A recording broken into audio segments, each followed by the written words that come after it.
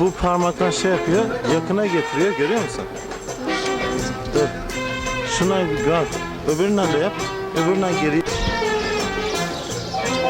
Aa, kapatmamışsın diyorsun.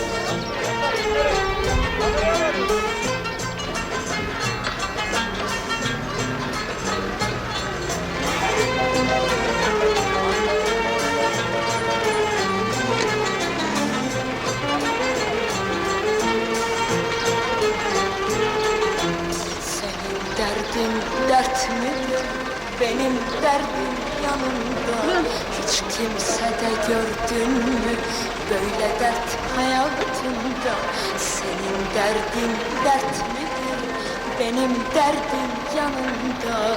Hiç kimse de gördün mü böyle dert hayatında?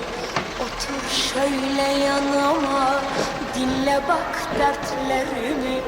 Anlatınca ağlama, deşme benim derdimi. Anlatınca ağlama, deşme benim derdimi.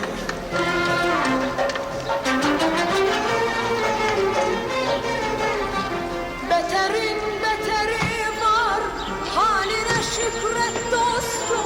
Yıllardır mutluluğun, her gün peşinden koştum. Beterin beteri var, haline şükret dostum. Yıllardır mutluluğun, her gün peşinden koştum.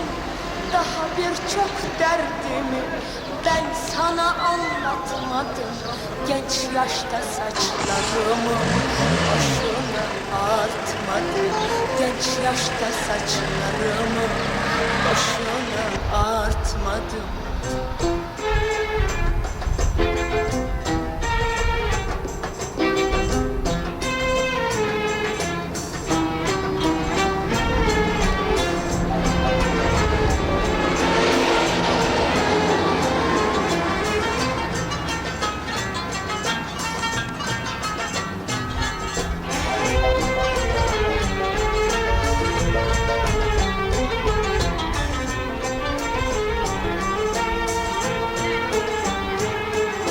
Tanrım bile unutmuş, dertlerime dur demez.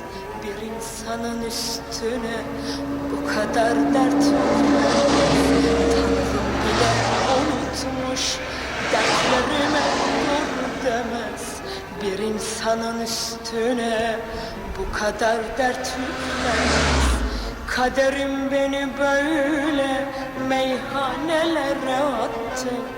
Günahım neydi bilmem, beni böyle yarattı. Günahım neydi bilmem, beni böyle yarattı.